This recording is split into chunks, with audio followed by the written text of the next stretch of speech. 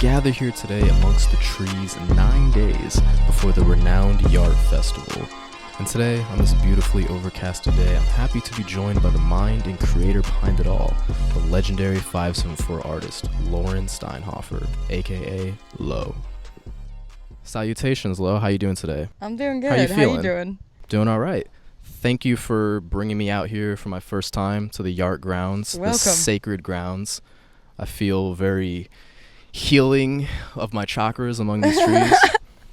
How are you doing? Forest bathing. Yeah, I'm doing good. Forest bathing. Did you come up with that term, or is that already a thing? No, it's already a thing. You can Google it. I feel like No, and it's just quite a. How would you describe the weather today? I feel like it's like the summer is kind of receding back, reached at the high water mark. Perfect time for this September show. it is supposed to be 60 next week, which is crazy for late August, but I'm grateful for it because it's been a hot summer. Done a lot of labor in the heat, which it's way easier to do stuff when you're not like actively sweating just sitting. So I don't know, I'm here for this weather. Yeah, that Midwestern bipolar just changes up on you on a dime. Oh, entirely. So I wanted to just get an insight. Who is Lo? Oh, big question. I first and foremost am just a creator. Art is my life. I have always said a life lived for art is a life worth living, because I would rather be creating than destroying. I would like to think that I'm a good person. I would like to think that I have good morals. Yeah. That's a loaded question. That's a big question. And that was a loaded answer. That was the That's a big perfect question. answer. That was you dropped some dimes in there, some good quotes. So were you raised in the 574? Yeah, I'm born and raised in South Bend. Went to Clay for high school, LaSalle Academy for middle school, and I went to IUSB for college in graphic design, not painting. So what was school like for you growing up? What kind of student was Lauren? Oh, I was a bit of I wouldn't say overachiever, but I definitely made sure I got good grades. I was pretty disciplined in school, and I wanted to learn. I like to learn. I still like to learn, so I did rebel in my high school years, but I had a lot going on during that time and didn't know how to handle it, so it is what it is. You said, so was art like an outlet for you at that time? Oh, definitely my senior year when my mom died. That was my coping mechanism, and I spent a lot of time grounded. So being alone in my room, making art was just like very accessible and easy to do, you know? And you said you majored in graphic design? Yeah, at IUSB. I have a minor in painting and drawing. Graphic design wasn't for me. I don't even really own a computer. I have like a Chromebook, but that's about it. Classic. What was that college experience like for you? Oh, I was very... I didn't have like the traditional like party hard college experience. I definitely took it seriously and worked full time and had just started living on my own and was just like trying to make ends meet, and I just was like trying to stay afloat, get through it, and but I did meet a lot of really cool professors and people at IUSB, and learned a lot about painting, and I took that into what I still do today. So, yeah. Actually, one of the when I was in college, someone told me that the hardest thing that you could possibly paint was hands. So then after I graduated, I literally would just paint hands for like a year and a half, just because they said it's the hardest thing to do. So if I get that down, then I'm good, right? You know? That's some nice foreshadowing in your Yeah. story here. So what is your first creative memory? Oh, ever? Ever? I mean, do Legos count? Yeah, it could be as Like- simple as like writing on a crayon on a napkin at like a restaurant when you were 2, you know. It's just I mean, honestly, yeah. The Applebee's was a big part of my upbringing, and they had the little crayon set. Yeah, every table.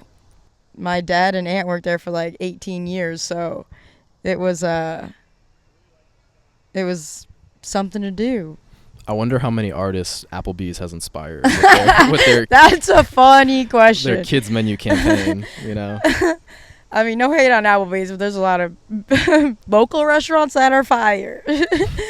I guess you can just take me through again. So the first thing you've ever painted.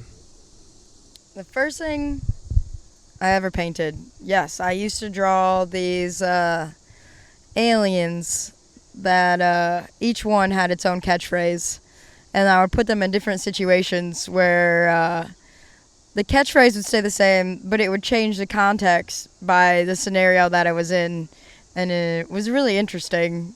Can't give you the exact scenarios, but You've been a Yarshan from the start. It's true, you know. You got the maybe, subject I matter don't there. know. We're all Yarshans here. So, like, take me through that moment that you decided to pursue art, like, full time. Oh, I hated Bed Bath & Beyond. I absolutely hated Bed Bath & Beyond. I love a good retail origin story. Yeah, I mean, I tried and then I couldn't do it, so then I went back.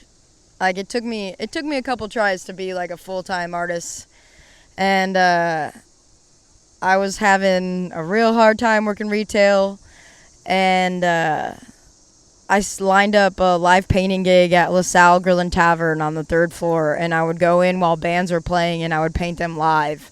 So like having that like little bit of security, financial security, I was like, okay, this is my jump off. Like, let's run it. And then from there, I just, started doing things around the scene and meeting people who wanted to support and liked my art, and then took on a lot of commissions. Painted a lot of like deceased loved ones and a lot of pets, which I still do sometimes if it's like really meaningful, That's also cool that you were able to connect with like grieving families, because there's probably like a healing element to Oh, definitely. seeing somebody immortalized in art, and the fact that you got to play a part in that's a unique Yeah, satisfaction. I'm always very touched, and to like know more about that person. And I mean, grief is, my mom died when I was 18, so it's like you live with it and you adapt with it, and it grows with you and you grow through it and evolves. So like when people hit me up for something like that, I know it's like very sensitive and meaningful, and I'm always really honored when they trust me to do something like that, Yeah, that's a really unique art, like beyond a commission. That's a very unique form of a commission to have. That's cool. Oh, definitely. What are some of the biggest influences of your work? Of my work, I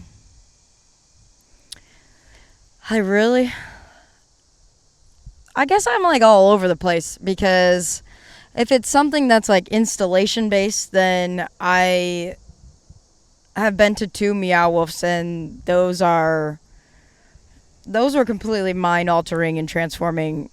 And then like painting wise, I feel like I really look up to Jenny Seville, and yeah, I don't know. I mean, I'm inspired by like just life in general. And I think that the more I live life, the more I can create in like a way that's authentic and meaningful. Taking risks definitely is like inspiring to. I don't know if I'm answering this question No, correctly, you are. but Yeah, I don't know. honestly, Art is life. Life is art, and that's like bottom line for me, I guess. not to put yourself into a box, but how would you describe your style? Okay, for like just to categorize things, I would say surrealist in form of concept, but very like impressionistic in form of technique. I usually start with a metaphor, and then I try to come up like writing out a metaphor for how I'm feeling, and then coming up with a way to represent that through a conceptual work. I see. I like that. I guess. No, Yeah. Kind of surreal. Surreal impressionist. Short answer, I guess. because even just seeing, like on the Good Grief show, which I want to touch on later, like your blend of realism with like these surrealist aspects to it. You have a very like unique juxtaposition there. So I really, on a personal note, do love your style. Thank you. Sometimes I don't even realize I have a style until people point it out. I like kind of am detached from it, but then when I see it, like my work next to someone else's work, then I'm like, oh yeah, well, I mean, we do all have different hands, so of course I have a style. So how did you first become involved with like the South Bend art scene in order to just like collaborate and bring together something like this with YART?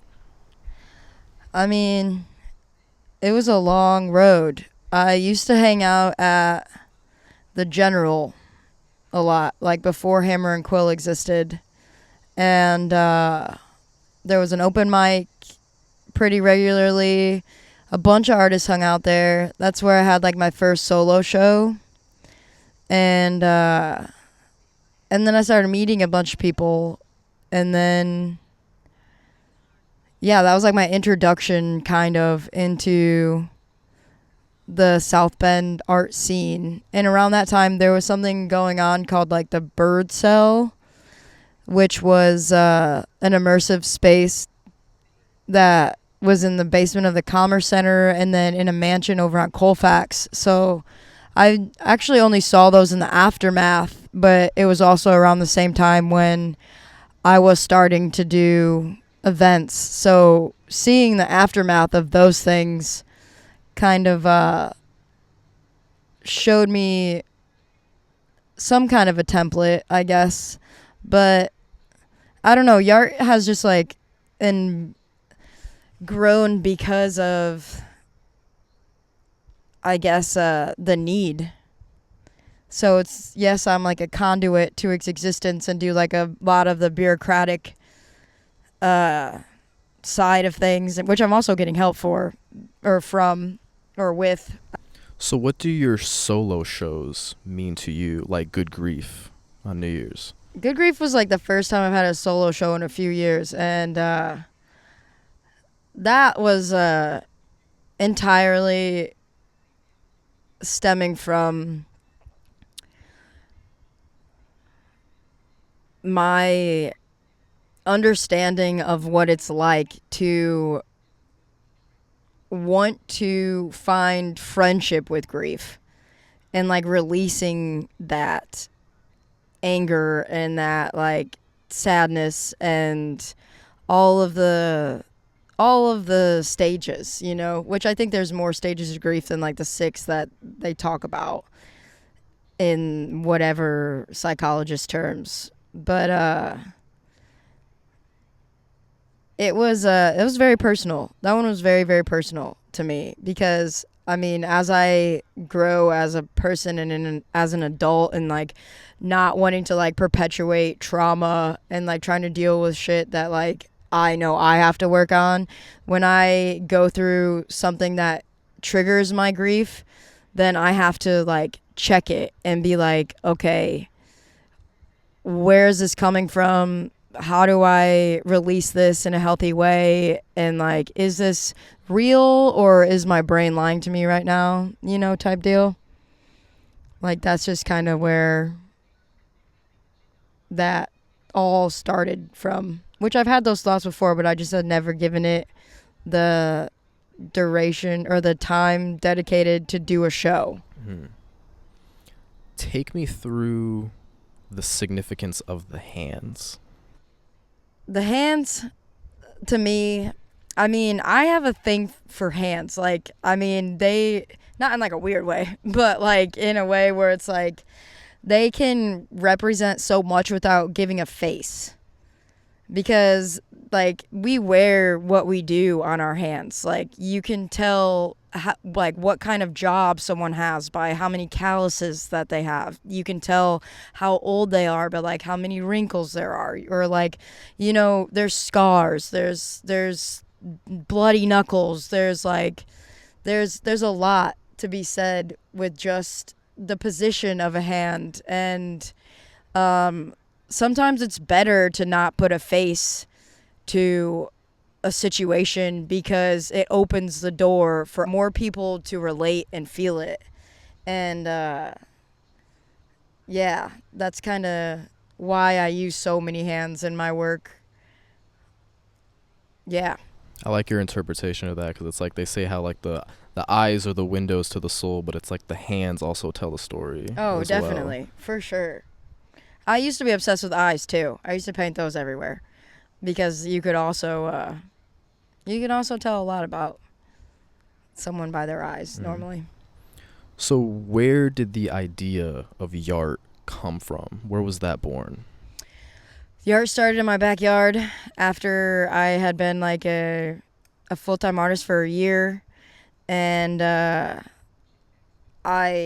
was so hard to find anywhere to do a show, and I was like, well, I have my backyard, and it's like almost my birthday, so maybe I can just throw the show here. And asked my dad to rent a porta potty for my birthday, and a lot of people came. It's a resourceful gift. Yeah, very much so. Now we have 2 banks of porta potties, so that's kind of wild. Take me through like the legwork. Like, you use the term bureaucratic side of things. Oh like yeah, there's a lot of bureaucratic side. Organizational, but legwork and also physical, literal legwork of bringing together something like this, and it's growing in scale every year. How is that? What is that like for you? It's pretty daunting. I mean, we don't really know how many people are going to show up, but it seems like a lot. And then with that comes with like safety concerns. So we want to do everything that we can for everyone to be safe. Like I would not be able to live with myself if like I didn't try to take precautions to like make sure we have some kind of protocol. I mean, we're getting our permits, we're making sure that like on the books, we got everything down, and like that is the bureaucratic side of things that like I've struggled with, and I've recently gotten help with my friend Kelly, and you just never know what. It's a learning experience. It's always a learning experience every year. What's that community feeling like? Because I'm just seeing, I mean, obviously just now with my eyes, I see multiple people like putting things up, organizing, like it takes a village. It literally takes a village. It takes a village. I mean, I don't think I would even keep doing this if it wasn't for like this community, because I mean, a part of me loves like controlled chaos, which is different. But yeah, I mean, like it's crazy when you think about like I don't know, the state of the world right now. We need that community, and introducing this idea, well, not introducing it entirely, but like utilizing this idea of like community support and mutual aid and like we got us type deal. And it's like this person needs this, and then this person's like, oh, I have that, and then it's like, okay, hell yeah, and like that is a fundamental of what makes YART possible. It's like the community wants this to happen, so then collectively we make it happen, and then we all learn and grow and meet each other along the way, and it's a really beautiful thing. Yeah, And even just seeing on your story, like you putting out like these call to arms of like, hey, I could use this, I could use that, and like seeing people come together and just kind of share and borrow to make this come together. Exactly. Make it actually happen. And I mean, YART aside, like that should be just happening in our communities at large, I mean, that's just, in my opinion, that's just how it should work, but we live in like late stage capitalism. So it's like those kinds of ideas are kind of shunned, when you're constantly doing a 9 to 5 and trying to make ends meet, whereas like, and perpetuating the scarcity mindset when like there doesn't have to be that. Not to get too political, but yeah. No. Yeah, YART kind of goes against that in a way. So yeah, there is just a palpable sense of community that you can just immediately feel, like when you venture off into the grounds, and it literally looks like a village. We're technically in Vandal Village, but we put Graffiti Alley on the. You could apply for a zip code, maybe get this established as an actual like municipality. That's a property owner question, but yeah. What is your favorite piece that you have ever created? Oh my God. Your personal favorite.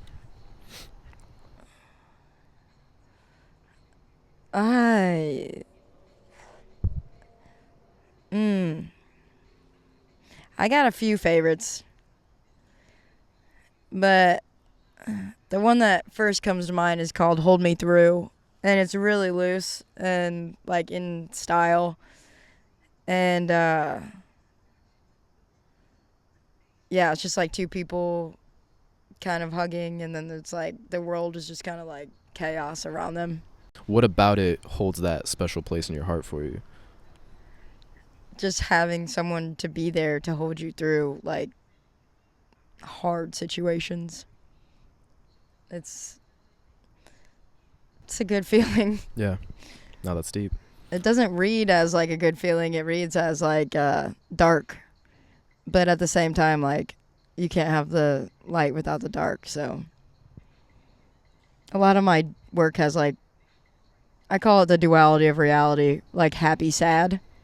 Because we're capable of feeling more than one thing at one time type deal. And it's like represented that way. No, I love that. The yin and the yang of life here on this beautiful earth.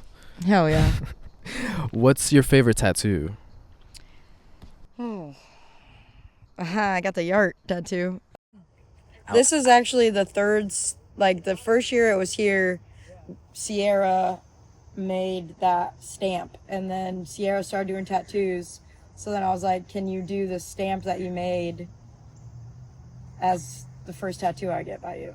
And so it was originally YART as a question. Yeah. My favorite one is probably the Kandinsky. It's called Delicate Tension. This is a Kandinsky painting. It's called Delicate Tension. What made you get that? Kandinsky has this thing called synesthesia. Well, he says that he had this thing called synesthesia where you can see sounds. And I've always thought that was very fascinating. And then the fact that it's called Delicate Tension, like that's just beautiful to me. So it's like I kind of wonder what he was hearing when he made this piece, Delicate Tension. What advice would you give to younger artists, younger creatives, or even just your past self? Don't give up. I love it. Just don't give up. You gotta keep it moving. And it's not gonna look the way that you would think every time. But like, nothing is as linear as we hope it to be. So like, it's a dance. And just keep dancing, Beautiful. So what's next? I can't think past YART right now. That's where I'm at. Can't I even gotta blame take it you. moment by moment, day by day. We got 9. I did book a show in Chicago that I'm excited to see, but that's not till November. So It takes a village. yes. Many hands in the pot here making this come together. Like, who are some people you'd love to just shout out to give appreciation for making this all come together? Okay, this is a long list then. Go for it. List it all. Okay, yes. Shout out to Langlab, at Langlab. Shout out to Phil, Beans, Jay, Jenny Gelato, Mel, long list. Quinn, Stephanie, Michael, Liv. Okay, I'm sorry if I forgot anyone. Let's go to the Rocky Button. Shout out to Christy. I'm gonna put Maddie in there. Jeff.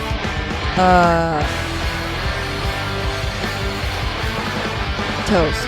Hell yeah, Toast. Helps us run sound. Jim Lee. Khalil also runs sound at Langlab. Quinn also runs on at Langlab. Cam.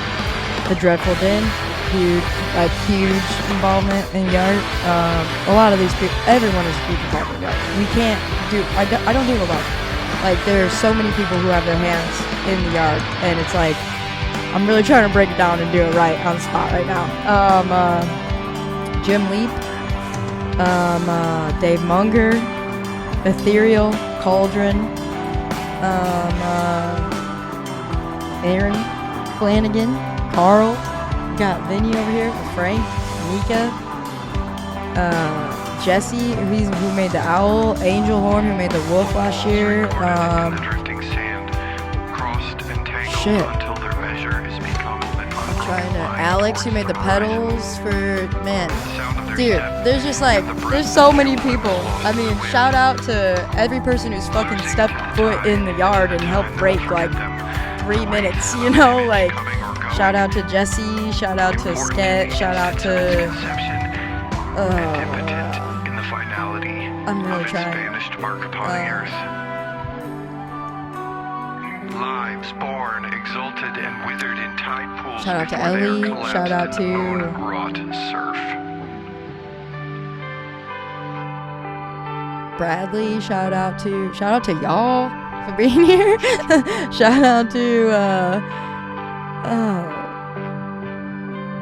Dan. Damn, how did I forget Dan? Dan is like Dan's the one who built the YART signs. Shout out to Sierra, shout out to Mystic Union at large. Shout out to,